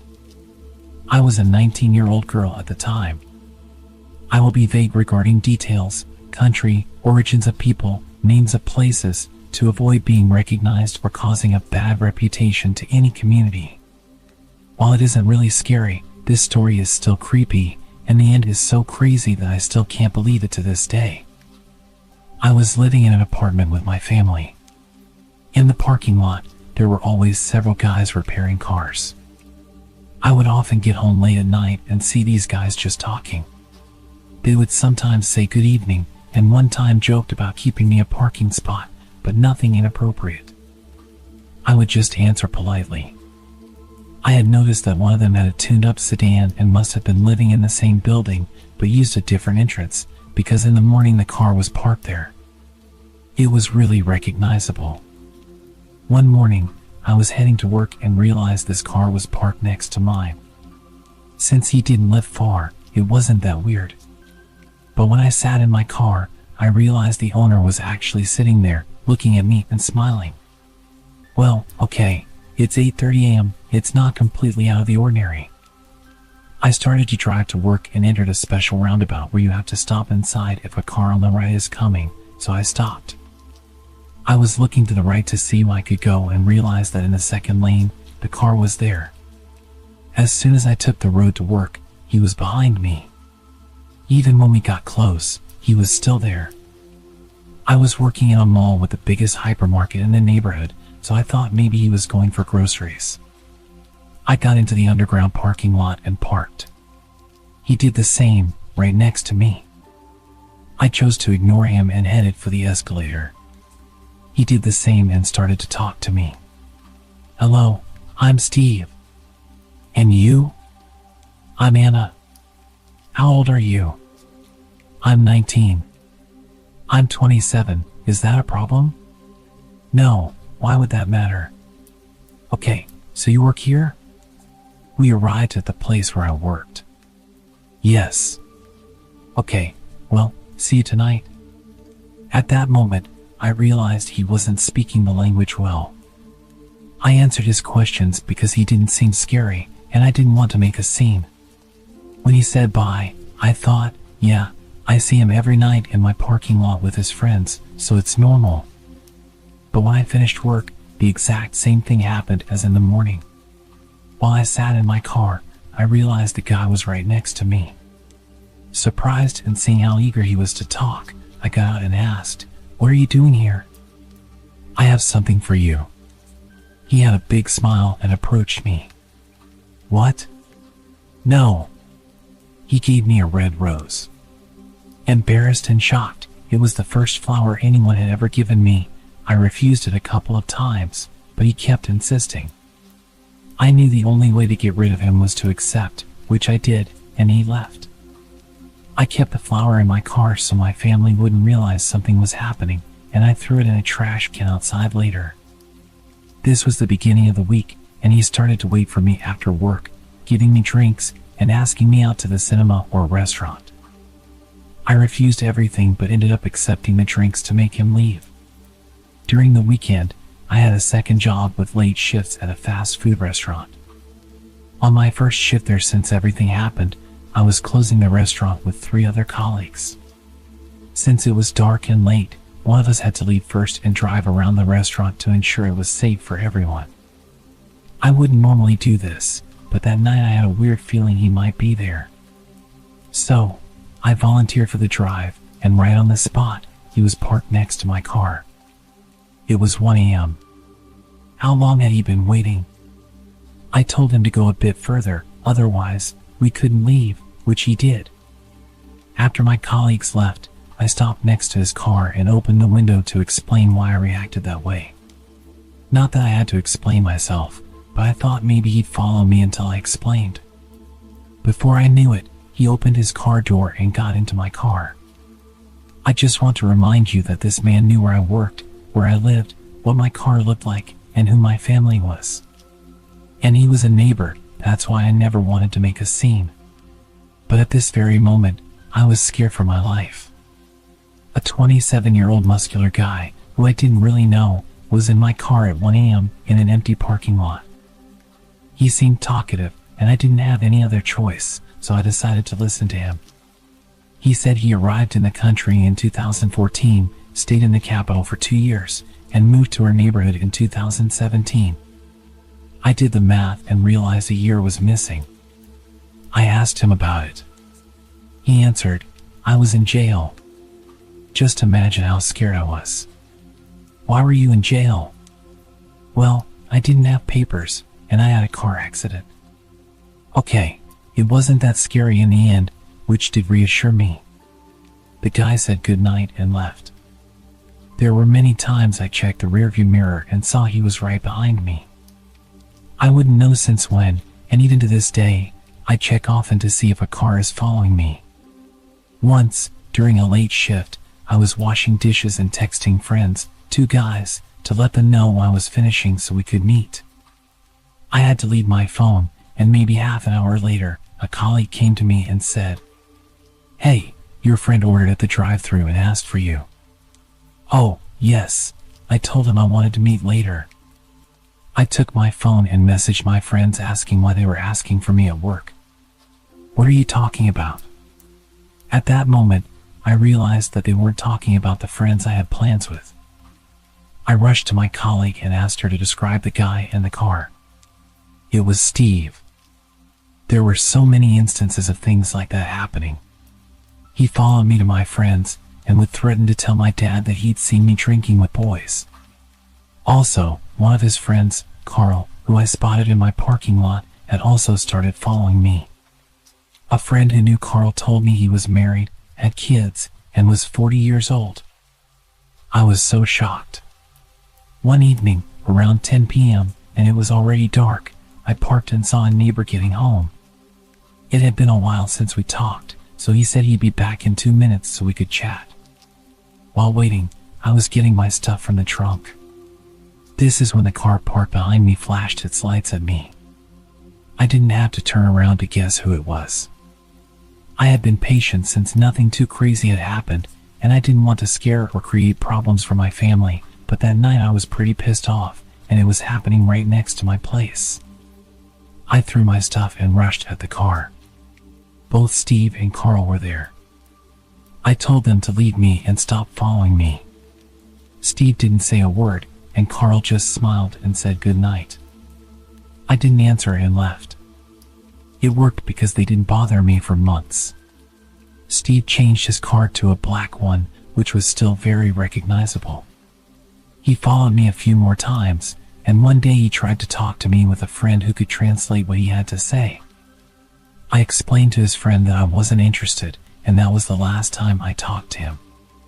Months later, I saw a guy in my neighborhood, and I knew he lived in an apartment near where Steve lived. The whole thing was over, but it was always in the back of my mind. I didn't really know who the guy was, and didn't know if this would start again. I was curious, and you know how curiosity is a bad thing. I started to talk to him. "Hey, do you know the guy Steve that lives in your building?" "Oh yeah, the mechanic?" "No, the guy who owns the black car." "Oh, you mean my dad?" I froze. I have no idea how this conversation ended since it is still a big shock even to this day. I know I didn't tell him anything about his dad's behavior. I had known this kid for so many years, and he was actually the son of this guy. And he had 4 brothers and sisters. Then I realized the guy had lied about his age because the kid was about 15, and I believed him like an idiot. This is not the end of the stunning discoveries. A few days later, I met a friend who knew about these events and told her that the kid was his son. She looked at me, shocked, and said, "All this time it was this guy? What? You know him? He left his country because he stole money from powerful people and joined his family here, but got jailed for suspicion of badly assaulting a woman." What? I remember that when he followed me, he would stop when I drove in the direction of the police station. I thought it was because he still had issues with his papers. She kept talking and showed me a video. This is his wife here, and the second woman is his second wife. She was so tired of him talking to other girls that she went to their country to find a second wife. I want to clarify that my friend was from the same country as this guy, but she was born here, which is why she had this kind of information. Small community, so they kind of all know each other. I was very lucky that nothing happened to me. I still can't believe it, and I wonder how it could have gone if I had acted differently. I was young and naive back then and didn't want to be offensive to anyone's culture, but in reality I really should have reported it sooner.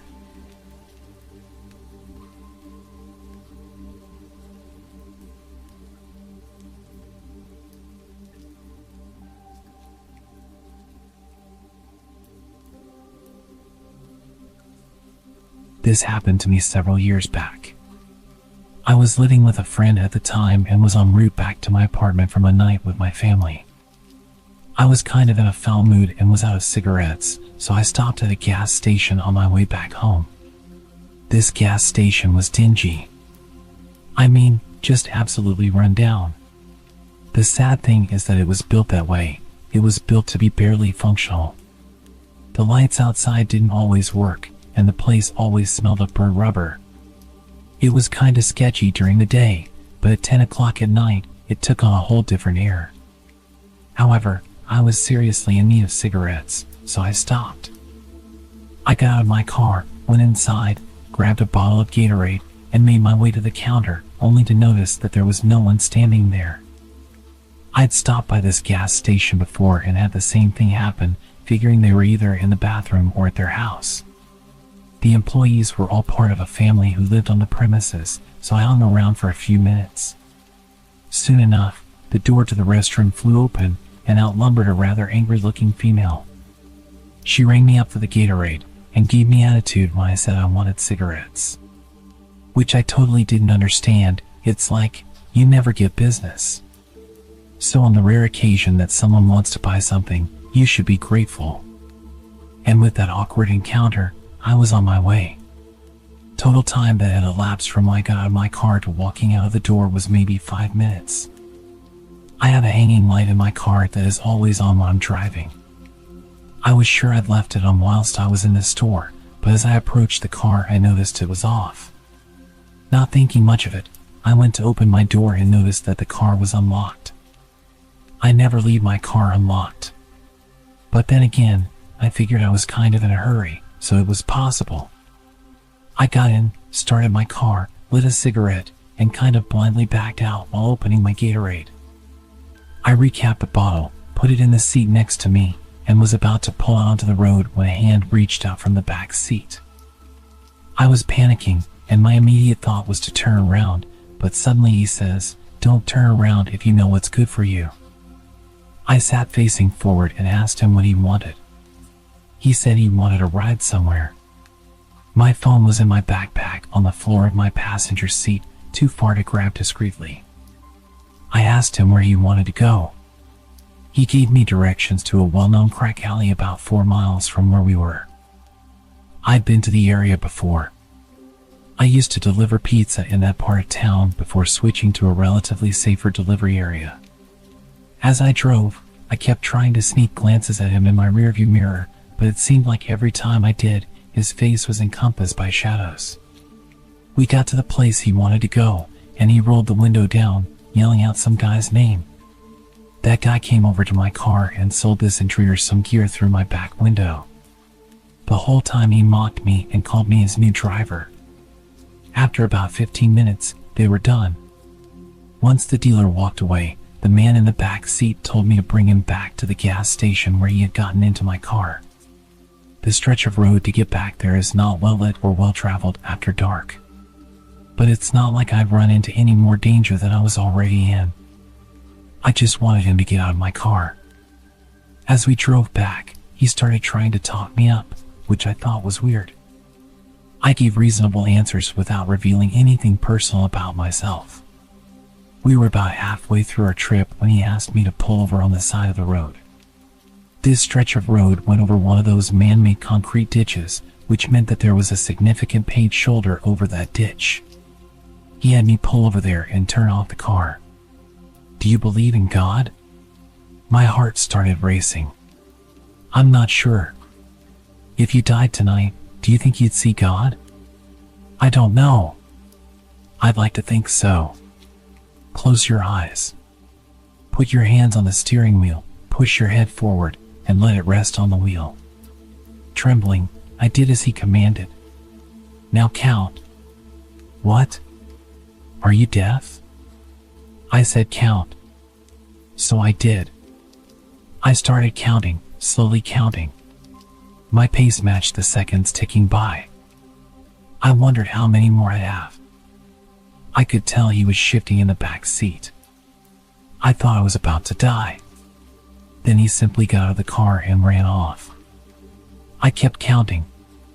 I counted to at least 1,000 before I felt it might be okay to look up. I didn't want to look up to him standing in front of my car waiting for me to disobey. When I did finally look up, he wasn't there. I sped off toward my apartment, grabbed my phone, and called the cops. Naturally, they said there was nothing they could do. I didn't have a description of the guy other than that he was a male. I thought he might be black because I think that was the color of the skin I saw when I initially started to turn around, but it was so fleeting that I couldn't be certain. He didn't take anything out of my car or leave anything. I learned a few things that day. 1. I never, ever leave my car unlocked. 2. I always check my car before I get into it. 3. I'm never stopping at the gas station again. I no longer live there, so that helps. 4. If someone still somehow manages to get into my car to try something like that again, I'm running full speed into the nearest light post. I'll be wearing a seatbelt, and I doubt that some hijacker would worry about putting their seatbelt on.